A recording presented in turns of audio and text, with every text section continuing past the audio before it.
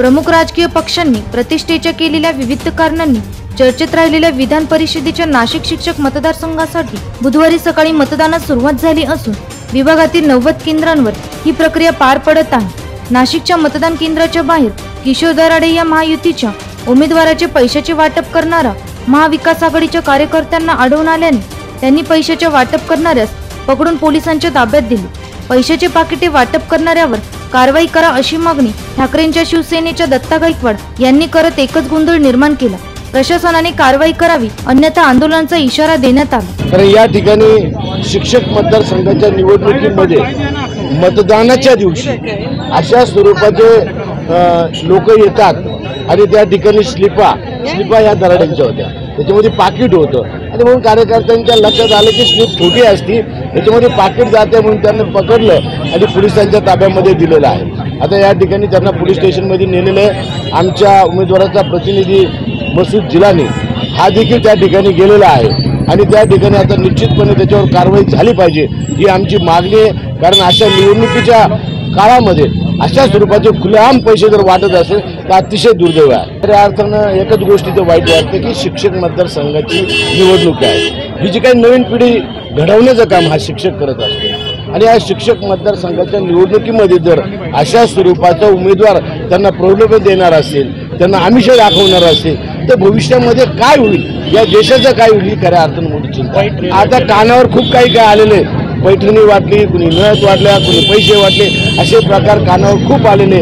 परंतु अशा निवडणुकीमध्ये आणि प्रामुख्यानं पदवीधरची निवडणूक असो किंवा शिक्षक मतदारसंघाची निवडणूक असो, या निवडणुकीमध्ये असं घडणं योग्य नाही। पैसे वाटणाऱ्यांना आम्ही आता पोलिसांच्या ताब्यात दिले, आता कारवाई व्हायला पाहिजे अशी मागणी ठाकरे शिवसेनेच्या वतीने करण्यात आली। पक्षाच्या वतीने आम्ही अशी मागणी करतोय की प्रचंड मोठा भ्रष्टाचार या इलेक्शनमध्ये झालेला आहे।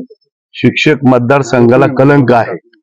ज्या ठिकाणी येवल्यामध्ये पैसे वाटले जातात, मनमाडमध्ये पैसे पकडले जातात, जळगावला पैसे पकडले जातात आणि ते एकाच उमेदवाराचे पैसे पकडले जातात। धुळ्यामध्ये तोच प्रकार आहे आणि नाशिकमध्ये आम्ही आता पुरासहित आमच्या सगळ्या शिवसैनिकांनी या ठिकाणी ती माणसं पकडलेली आहेत। लेडीज सुद्धा त्याच्यामध्ये सहभागी आहे आणि म्हणून मागच्या वेळेस सुद्धा या निवडणुकीमध्ये मोठा भ्रष्टाचार करून निवडून आलेली मंडळी या ठिकाणी सुद्धा भ्रष्टाचार करूनच पैसे वाटलं सुद्धा, जे आता एक शांततेने मतदान चालू असताना या ठिकाणी ते पैसे वाटप झाले पाहिजे आणि त्याची चौकशी नीटपणे या ठिकाणी निश्चितपणे झाली पाहिजे। आणि एकच उमेदवार एवढ्या मोठ्या प्रमाणात पैसे वाटप करतो याचा अर्थ त्यांना विजयाची खात्री नाही आणि म्हणून भ्रष्टाचार करून निवडून यायचं, त्यासाठी त्याची चौकशी होणं अत्यंत महत्वाचं आहे। निवडणूक आयोगाने दुजाभाव न करता याची संपूर्ण चौकशी करावी। पुराव्यासहित तुम्हाला तिथं स्टिकर लागलेले आहे। 3 लेडीज होत्या, 1 जेंट्स होते, हे पैसे वाटत होते। गेल्या 1 तासापासून सगळे मंडळी आमचे शिवसैनिक त्यांच्या पाठीमागे एकच होते आणि त्यांनी सकाळी पण हा प्रयत्न केला, दुपारी पण निश्चितपणे त्यांना या ठिकाणी पकडलं गेलं।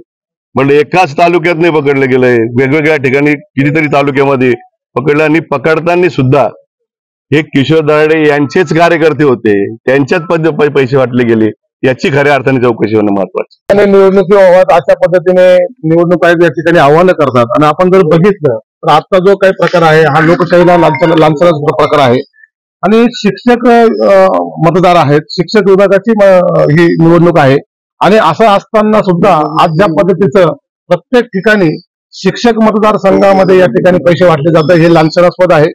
शिवसेनेच्या माध्यमातून या ठिकाणी आम्ही सर्व गोष्टी या पोलीस अधिकाऱ्यांच्या समोर व्हिडिओ क्लिप त्याच्या आहेत आणि अक्षरशः त्या ठिकाणी शिवसैनिकांनी रंगे हात त्या ठिकाणी या गोष्टी पकडून पोलिसांच्या स्वाधीन केलेला आहे।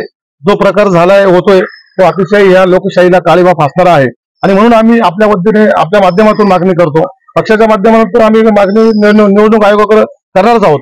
परंतु अशा पद्धतीने जर सत्ता आणि सत्तेतून पैसा आणि पैशातून दादागिरी पुन्हा सत्ता हे होत असेल तर माझ्या मते ह्या निवडणुका घेण्याचा अर्थ आहे का? जर असं होत असेल तर लोकशाही आहे का? माझी आपल्या माध्यमातून निवडणूक आयोग आणि प्रशासनाला एवढीच विनंती आहे की आपण अशा गोष्टींवरती आणि अशा व्यक्तींवरती आळा घालावा, जेणेकरून यांच्यावर काही बंधनं टाकावे, जेणेकरून यांनी कमीत कमी पुढचे 6 वर्ष नाही तर पण कमीत कमी यांना 10 वर्ष निवडणूक लढता येऊ नये अशा पद्धतीने काही करता येईल का? तर असे नियम जर केले तर नक्कीच याच्यावर कुठे आळा बसेल असं मला वाटतं। एकूण 69,368 मतदार मतदानाचा हक्क बजावणार आहेत। नाशिक शिक्षक मतदारसंघाच्या निवडणुकीत यंदा 21 उमेदवार रिंगणात असून आज या उमेदवारांच्या भवितव्य मतदान पेटीत बंद होणार आहे. NCN न्यूज साठी प्रतिनिधी रोहन दानी, नाशिक.